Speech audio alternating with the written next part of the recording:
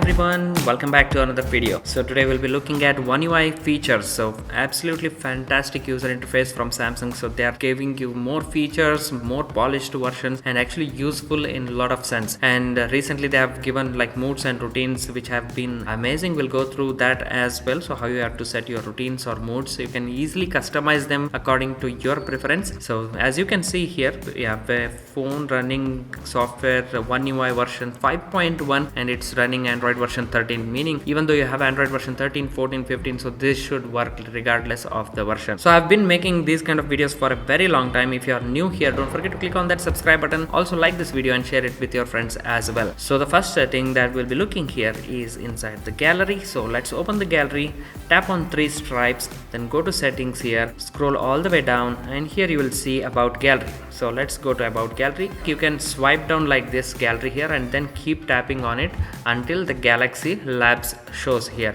So we will take back here, and as you will see, Gallery Labs is enabled. So this is what we want. So we are inside the gallery settings and we are here inside the Gallery Labs. So just tap on this one. Here you have very interesting features based on what One UI version you are running here. So there are plenty of things that you can customize. Currently we are going through this save as PDF. So sometimes what happens, you have images on your phone and for some purpose you may be asked to like create a PDF file out of your images. Let's say you want to upload some documents in government website, and there you will see the mentioned word PDF file, upload your images in PDF. So in that case you have the built-in option inside your phone. So what you have to do, just tap on this one, enable this one, so save as PDF. Next time, so we have opened a gallery here. Let's say we'll select the image. So if you open the image and try to do anything, it won't work. So the thing is, you have to select the image. You have to select the image, then here you will see this create option. So here's we have the create option. You can highlight the reel, you can create GIF, you can also make collage, so which has been there for a while now with the One UI version. So we have this new option here which is save as PDF. So just tap on this one and it will ask for reverse order, default order. Just tap on default order and this image will be instantly saved as PDF. So this is very handy feature which is given in the One UI version. So right now this image is converted from JPEG to PDF. You have all the access to the PDF. So whatever you want to do with that, you can do it very easily. Okay, moving on with the second setting, just swipe down from the above here. Here you will see the screen recorder option. Just tap and hold it for a while and you will see all the options related to it. Again, here plenty of options are there. You can customize to your liking. The thing is, delete after sharing from toolbar. So sometimes we just need a screenshot, and once we shared it, we don't want it to be saved in gallery. So in that situation, if you enable this option here, so what happens is, if I take a quick screenshot like this and once I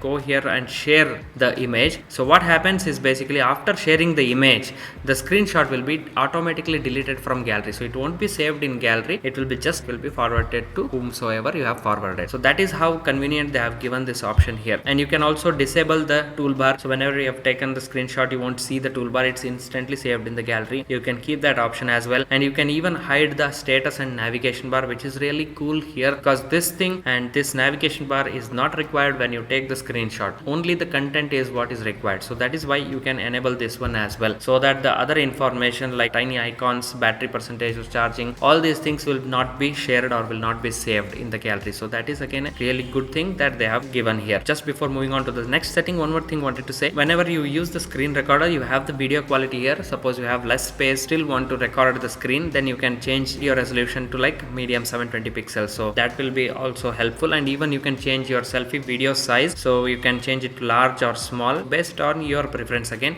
So whenever you want to do something that is related inside your phone and share it to somebody else, then you can use this show taps and touches so that they know what you are trying to do there as well. Again, you can also change the folder here. Let's say you have external SD card there and you want to change the folder there, that you can do it here as well. Okay, let's move on to third one here. So this is very interesting, swipe up for pop-up view. So again, this is really cool thing that I will show you here. Let's quickly go to settings, then move to advanced features here. So once we are in advanced feature, let's go to the labs, which is the first feature.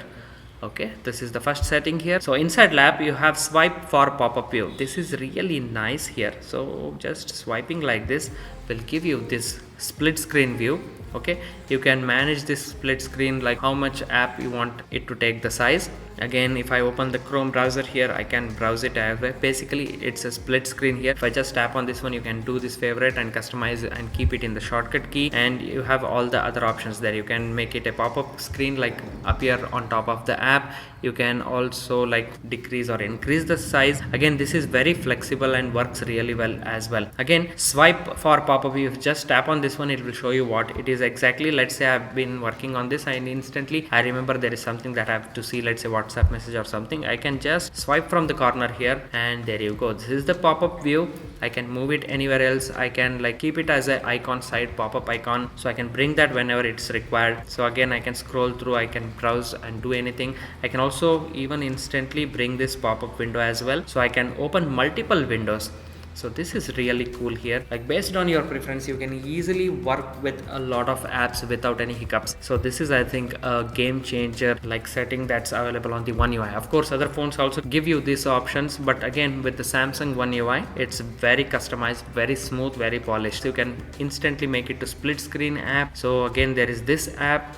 So lots of multiple customization that Samsung One UI provides here. Where you have to enable, again, quickly on the settings, if you go to the advanced features here, if you, in case just you forgot, just go to the labs here, you'll find the swipe or pop-up view. There is also swipe for split screen. So instantly, like if you swipe from the bottom here with 2 fingers, instantly split screen opens. So that was another setting there. There is also really good routine and moods option on the Samsung One UI interface. So that's what we'll be looking next setting. So we are in the settings here. If you just tap on moods and routines, so this is where magic happens. So depending on your daily routine, let's say you are very regular in schedule, and whenever you go to your office, you want certain features to be disabled, you can do that. You can tell your phone, set the routines, and that will do. And whenever you are back home, so how the settings should be managed, you can do that easily as well. So as you work on this and as you customize this, it will regularly follow you and give you suggestions as well. So in today's video, I'll show you one quick routine here, default routine. If you just tap on this routine here, and there is explore option here, if you just tap on this one, so here